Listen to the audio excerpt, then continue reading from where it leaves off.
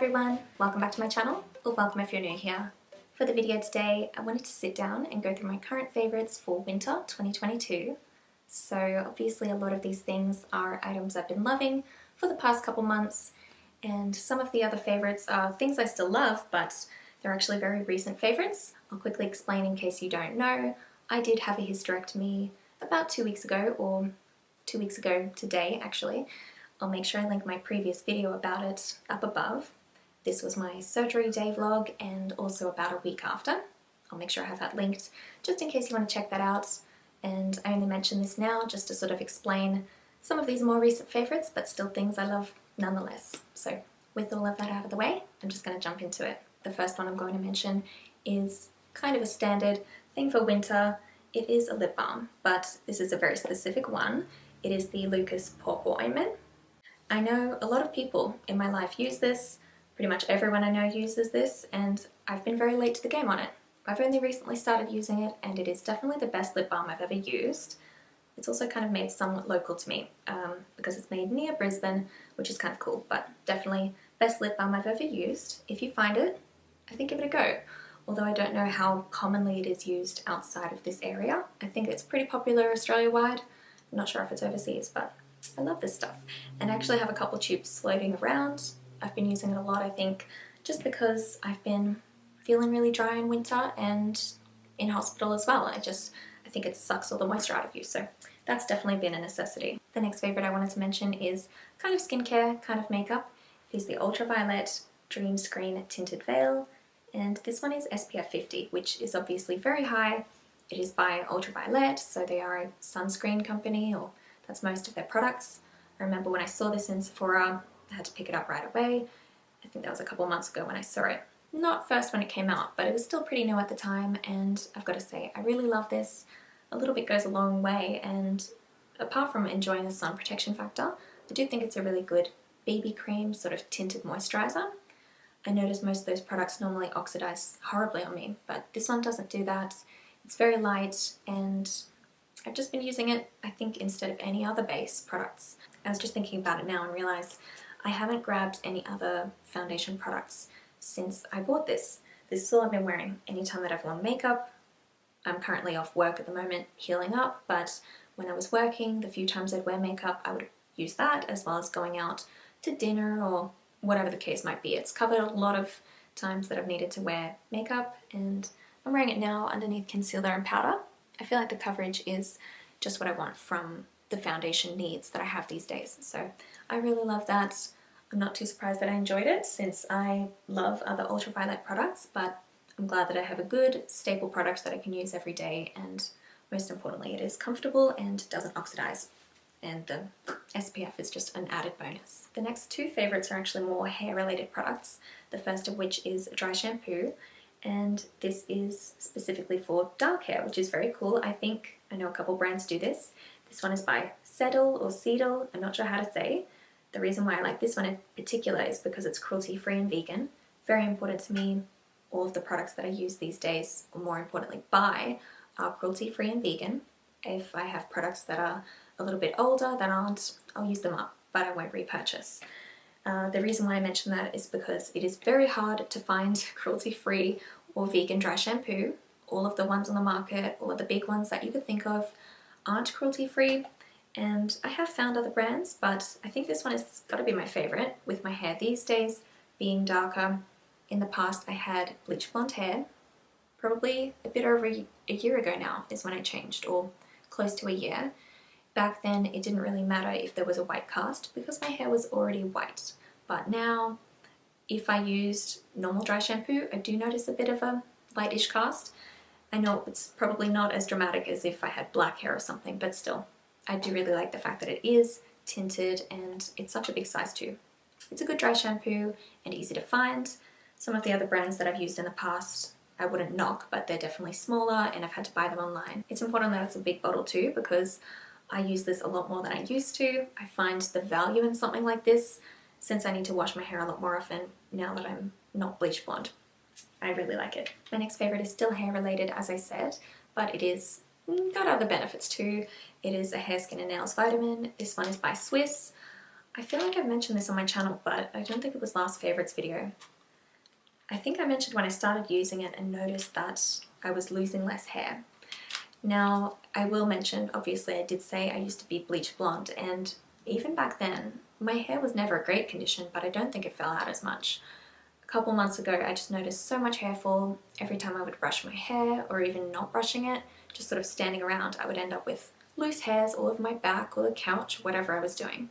Maybe it was stress or some sort of hormonal issue, I'm not sure, but after I started using this, I did notice that my hair was in a better state. I don't know if I said yet, it is the Swiss Beauty Hair, Skin and Nails specifically. It does say it is for hair, skin and nails, but in my case, I have really noticed the improvement in my hair. I think with my skin these days, after doing Accutane in the past, there's no improvement that I could notice for my skin and the nails. Hard to tell since I'm always doing things like acrylics, so I'm not doing myself any favours with that, but genuinely, while I haven't used any other hair supplements, I have noticed a difference, so that's a good sign, and I feel like I have to mention it. Maybe in case you're like me and think it's a bit of nonsense. I can't articulate why I thought it would be, but I'm very happy with the outcome. The last of any of these beauty related favourites are these. I've got two of them to show you. These are steamer bars, and I'll explain a little bit more on them in a sec. I just want to show you close up. Anihana. These are absolutely beautiful. I've got two different scents here, eucalyptus and mint and lavender. This one's empty, but I wanted to show you what it looks like as the actual product, one I haven't used yet. So if you can see, it's just a little blobby sort of rock. I think that these are made from like citric acid and bicarb soda probably. I have a feeling it's the sort of thing, bicarb soda, citric acid. It is probably something I could make at home, but I bought these for convenience sake. Just popped it back in the box. And I thought I'd explain the reason why I've been loving these lately. I've used quite a few. I've got empty boxes like this. But the reason why I've been loving the steamer bars is because I'm not allowed to have baths at the moment. And if you've watched any of my videos before, you probably know about me, the fact that I love a good bath. I love bath bombs. I just love the ability to soak in boiling hot water. Without it, I haven't been very happy. But those are maybe the next best thing is having a bath, because they work in a similar fashion as a bath bomb. Putting it in the shower, the water hits the steamer and it emits the scent, and it just makes the shower experience more enjoyable. I think I might actually have a look at how to make these, but I definitely wanted to mention this brand because I feel like the packaging's cute, they've got a bunch of nice scents, and I think they do quite a few other products. I feel like I've seen shampoo bars and actual bubble baths as well. I've only used the shower steamers, but these have really been saving my life and making showers a little bit more luxe when I haven't been able to have my baths. While I know I'll be able to go back to having baths eventually, I think I might keep products like this around, or like I said, look into making them, because it does make a shower a lot nicer, and perhaps for certain people using products like that would be good too if you don't have a bath. I think it is a good compromise. Next I'm going to mention a little bit more of a random one, and then I'll move on to entertainment at the end. This is a very big favourite of mine at the moment. It is Lint Chocolate, and it is vegan. This is just a plain chocolate. It is just a really nice milk chocolate. I know that Lint make this one and also a hazelnut one, which admittedly a lot of the dairy-free or vegan chocolate brands do. This is just a plain chocolate. I don't have that much left. It's not dark chocolate, it just tastes like normal milk chocolate, really delicious, and I've missed things like this. I do have a sweet tooth, and I feel like there's a lot of vegan chocolates out there, but not any of them or many of them that are plain milk chocolate. For any of my vegans out there, I think that this is definitely one to try. It's been out for a little while. In fact, there's a new one that I do want to try by, I'm going to say Whittaker's. They have done an oat milk one. I thought this one was oat milk too. It says it's made with oat powder and almond paste, but either way, it tastes like normal chocolate to me. What I need to do is get, I think, a non-vegan to try this one versus the regular Lint and let me know whether they think they taste the same. In my opinion, it's a lot closer to Cadbury dairy milk though, from what I remember, but obviously it's thin like a Lint one. Either way, definitely a recommendation from me to any vegans out there if you haven't tried it. It is great, and I think it's pretty easy to find these days. When it first came out, it was a bit hard, but now it's very easy to find. I pretty much always have a block up in my cupboard. Now for the rest of the favourites, these are all entertainment related. All of these I think I've been using a lot more in the past 2 weeks while I have this downtime to heal. Now the first one I wanted to talk about is my Kindle, and I know I picked this up in the Amazon Prime sale, so that's got to be over a month now, and I've gotten a lot of use out of it. I want to explain though, this is the regular Kindle, so not the Paperwhite, not any of the newest ones. It is the newest generation of the standard Kindle, if that makes sense. I think the 2019 edition or model, but it is just about a 6-inch size screen, which is good enough. I find it fits into my handbag, and I actually really like that. I can take it out easily. If I'm waiting to meet someone, I can read, or I can just read anytime. I have also been using the Kindle app on my mobile, which is good for me, I guess, to have the proper Kindle, since I don't have a new phone with a big screen. There's still quite a difference for me. Now, before buying this, I actually had been trying to use my old e-reader that I got like 10 years ago, a lot more. However, I couldn't actually add any more books to it, so I decided to take the plunge and get a Kindle. This one, like I said, I got during the Amazon Prime sale, so it was a good deal, and the amount in which I've used it, it's already been so worthwhile, and I want to continue using it, obviously. But I really like this in the fact that it's very lightweight and small. I can fit it in my handbag and travel around with me, and it's just been really enjoyable to use. I've definitely fallen back in love with reading again. I have been trying to read a bit more in the past year, any of my paperback books that I have already, but having a Kindle, I can read so much quicker. It's just a lot easier to read in bed as well, and obviously the backlight is nice to read at night. But yeah, this is pretty much all I can say about this one. I know I've spoken about it in recent videos, just the fact I have been reading, I've sort of shown it. Let's see what I'm reading at the moment, in case anyone's interested. It will show the book cover. This is The Second Husband by Kate White. I know I read another one of her books at the very start of the year. I read it on my phone at the time, and that was kind of tricky to read on my phone. Again, it is kind of a small screen, but I liked that book that I read of hers. Again, can't remember the name. That's why this one's on my radar.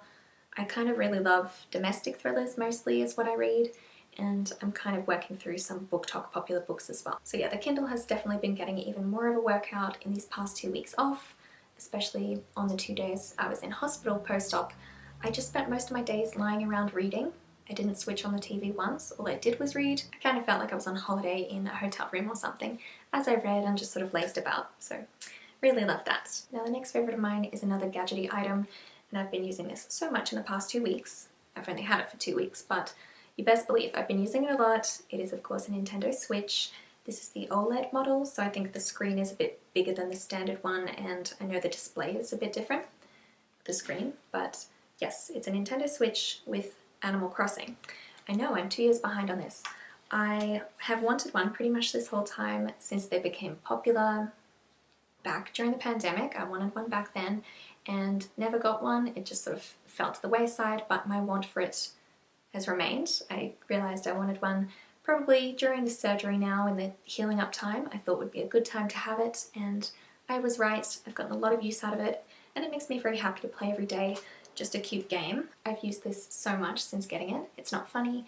I do try to limit myself to an hour every day, but sometimes I do waver and do a bit more than that, a couple times a day maybe. I've just been loving it so much, and I think after this video I'm going to play some more because it's my favourite sort of activity to do to relax, which is very important for me now since there's a lot of things I can't do. As an example, like the baths, that was my way to relax before. I've kind of replaced that now with the Switch. Now the last favourites I have are the things I can't show, one of which is a podcast I've been listening to a lot more lately in the past couple months, even though I've been listening to it for nearly a year. It is the Every Outfit on Sex and the City podcast. I don't actually know if that's the full title of the podcast, but it's by that Instagram page. I think the podcast is just Every Outfit. In case you haven't heard of it, you can probably guess it does revolve a lot around Sex and the City, but also other pop culture, current news, and similar sort of themed entertainment, if that makes sense. It is just so funny to me. I have been listening to it on and off for about a year, as I've said, but in the past couple months I've gone back through and started listening to old episodes as well, and nothing makes me laugh more than listening to those. It's very light-hearted and fun, and if you like Sex and the City, I think you'd like that too. I feel like it is very popular, so I'm sure a lot of people have heard of it, but in case you haven't, I would recommend checking it out. Now, the last entertainment favourite I'll mention is a movie. It is Nope.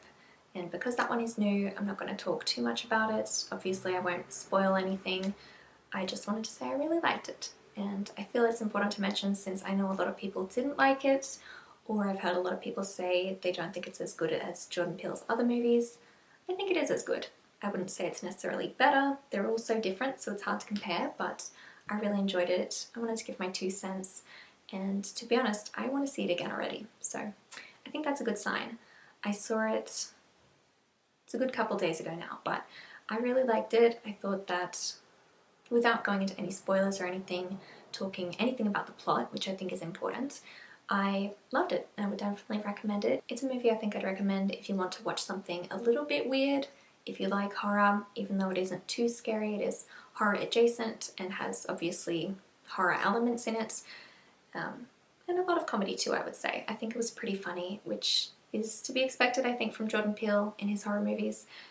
Even though they do have scary elements, a lot of it is funny as well. And I think Nope is maybe funnier than any of his other movies. So I really enjoyed that and had to mention that one as well. Now, before I wrap up the video, I thought I'd also mention my favourite moments from the past couple months. And one of these has got to be the weekend away that my husband and I took for our anniversary. We went to the Palazzo Versace for one night, and it just felt like I was so relaxed that it felt like more time, or that I was further away or something. We just stayed on the Gold Coast, but it was in possibly the nicest hotel I've ever stayed in. In fact, I think that is definitely the nicest hotel I've ever stayed in. It was a nice relaxing weekend full of delicious food and just nice quality time.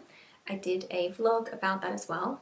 Even though I still had the quality time, I was able to capture some footage and share that, so I'll make sure I link that up above. Definitely a great memory. And it was also a really good way to keep my mind occupied prior to the surgery, because it happened 2 weeks before I had my surgery. Now that brings me to a great point of my other favourite moment from the past couple months.